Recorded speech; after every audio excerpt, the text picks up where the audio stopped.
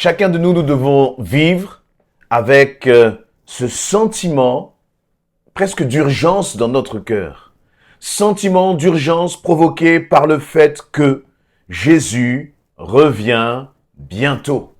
Et vraiment, je veux vous encourager, chacun d'entre nous, et je me parle en premier, à ne pas nous endormir, à ne pas, comme entre guillemets, sommeiller, à ne pas se comporter comme si les choses de ce monde étaient ce qu'il y avait d'essentiel pour notre vie.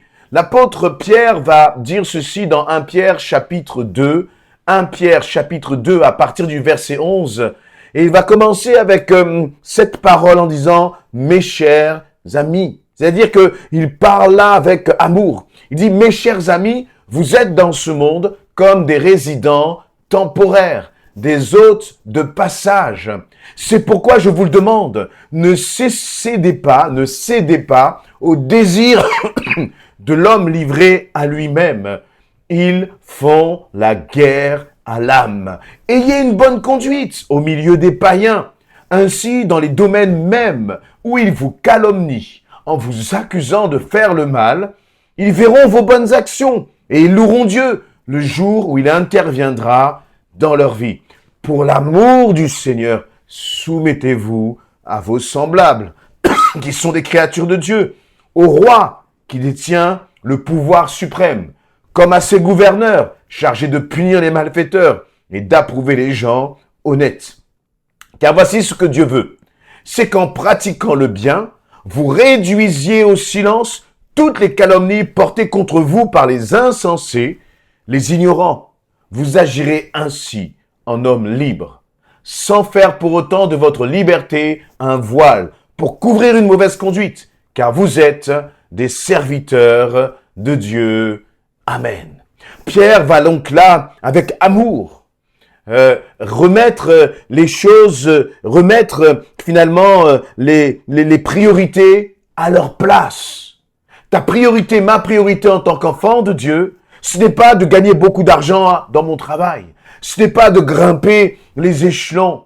Ce n'est pas de se jeter corps et âme dans des projets de ce monde ici-bas. Tout cela sont des choses qui sont bonnes, qui sont légitimes, dans lesquelles nous pouvons mettre de l'intensité, mettre de l'énergie, mais ça ne doit pas être une priorité. Pourquoi ? Parce que si on considère vraiment que nous sommes comme des résidents temporaires sur cette terre, si l'on considère, comme il le dit dans le verset 11, que nous sommes des hôtes de passage, vous voyez, lorsque quelqu'un est de passage quelque part, il ne va pas commencer à déballer toutes ses affaires et tout mettre dans l'armoire comme s'il était installé là pour 10 ans. Non, il est presque sur le qui-vive. Quelqu'un qui va arriver dans un hôtel, par exemple, il va enlever le strict minimum, peut-être ranger quelque chose sur un cintre, mais il est déjà prêt comme déjà à partir. Il a une façon de vivre, une façon de se comporter qui montre que cette personne a réalisé qu'il est de passage, qu'il est là juste dans un hôtel pour quelques jours. Eh bien, laissez-moi vous dire que finalement, sur cette terre, nous sommes de passage. Tu es de passage. Et le problème, c'est que parfois, nous nous battons, nous mettons notre énergie, nous nous consacrons à des choses qui sont futiles, qui vont retourner à la poussière, qui n'ont finalement aucune valeur. Aucune valeur. Et Pierre va dire, mais réalisez que vous êtes dans ce monde comme des résidents temporaires. C'est pour cela que je vous demande, va-t-il dire, de ne pas céder au désir de l'homme livré à lui-même. Ils font la guerre à l'âme. Parfois, nous voyons l'autre comme quelqu'un qui peut nous faire la guerre. Nous voyons nos collègues de travail, tu peux voir ton chef, ton responsable, tes professeurs, tu peux voir même des personnes dans ta famille qui parfois te font du mal. Tu vois comme ces personnes-là, à cause de leur attitude, comme des personnes qui font la guerre à ton âme. Mais la réalité que Pierre est en train de mettre en avant là, c'est qu'il dit qu'il y a en toi, en moi, un homme livré à lui-même, qui a des désirs charnels, qui finalement a toutes sortes de convoitises. Et ces convoitises font la guerre à notre âme. Ces convoitises que nous avons là en nous, en chacun de nous, nous amènent vers des choses qui sont secondaires, futiles. Alors que le Seigneur nous dit, mais tu es là, tu es passager, tu es un passager sur cette terre. Et en tant que passager, concentre-toi sur l'essentiel.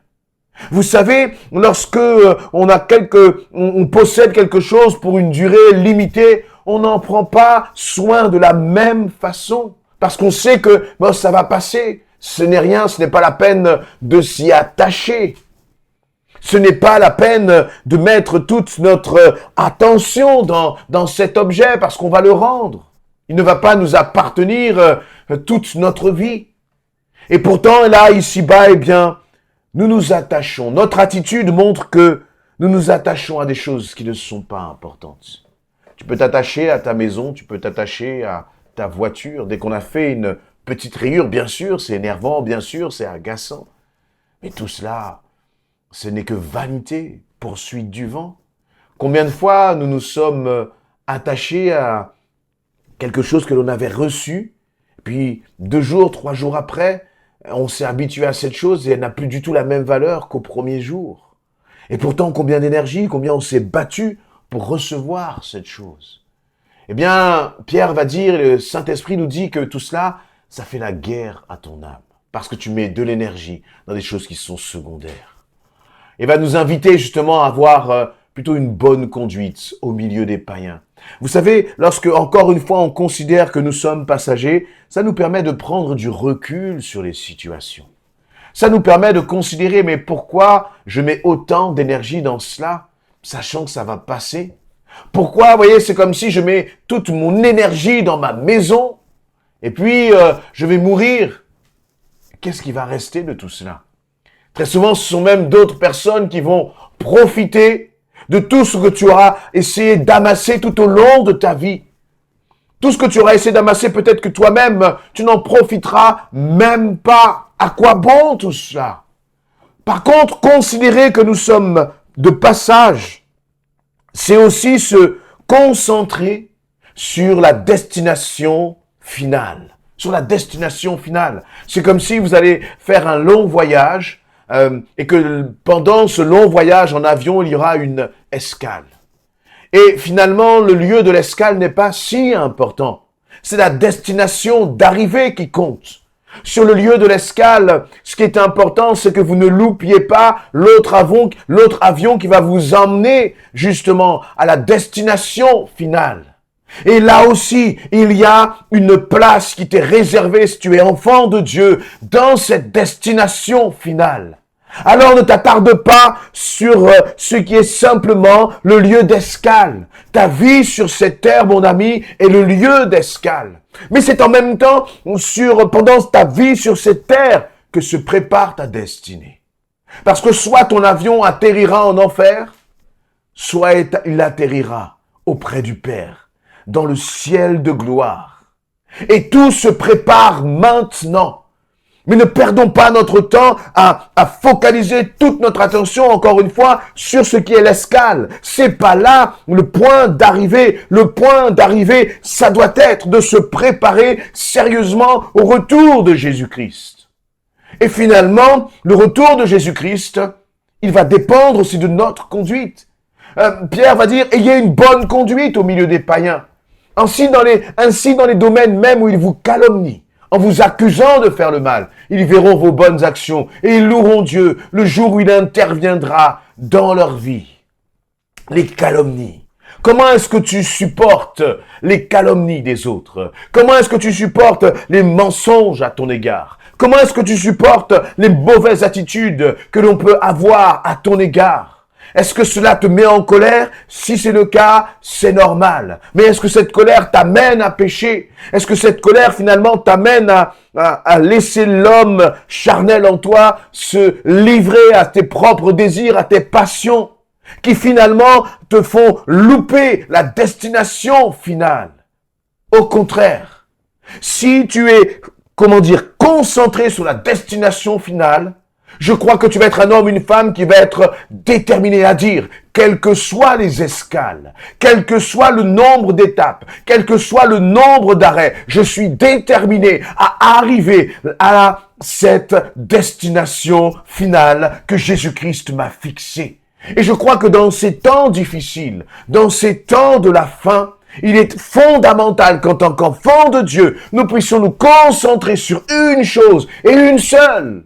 Ce n'est pas la taille de ta maison, ce n'est pas la taille de ta voiture, ce n'est pas le montant de ce qu'il y aura sur ton compte en banque, ce n'est pas non plus ce que tu pourras léguer à tes enfants. Toutes ces choses, encore une fois, elles sont légitimes, mais il n'y a rien de plus légitime que de se centrer, se concentrer, de vivre pour une chose, c'est pour le retour de Jésus-Christ. Ce retour, c'est selon toi, c'est toi qui vas décider. Est-ce que pour toi ce sera un retour de joie ou est-ce que ce sera un retour de tristesse? Est-ce que tu feras partie de ceux qui ont été enlevés, qui seront enlevés au son de la trompette? Parce que laissez-moi vous dire une chose, lorsque cette trompette va retentir, si tu fais partie de ceux qui vont être enlevés par notre Seigneur, alors tu oublieras toutes tes peines, tu oublieras toutes tes souffrances, tu oublieras toutes tes tristesses. Il y a une joie profonde qui va balayer tout cela, qui va régner dans ton cœur. C'est celle d'avoir tenu ferme jusqu'au bout, malgré les calomnies, malgré les humiliations, malgré les injustices. Ce qu'il faut, c'est que toi et moi, nous soyons déterminés à remporter la couronne de gloire, quoi qu'il en coûte. Ne te laisse pas arrêter sur une escale. Ne rate pas l'avion qui t'emmène là-haut, dans le ciel, si je puis m'exprimer ainsi. Centrons-nous, concentrons-nous. Il y a un prix à payer. C'est le fait notamment de faire de bonnes actions alors qu'on nous fait du mal. Il y a un prix à payer. C'est de rendre le bien lorsque l'on nous fait du mal.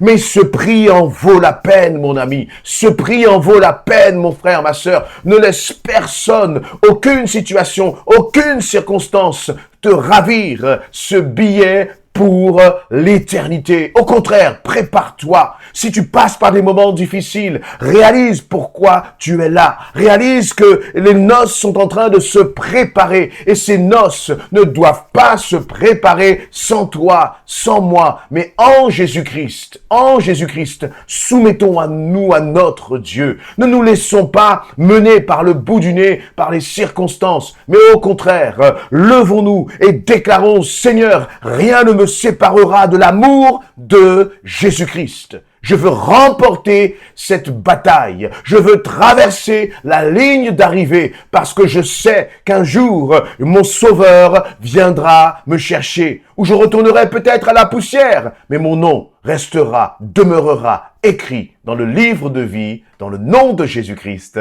Amen.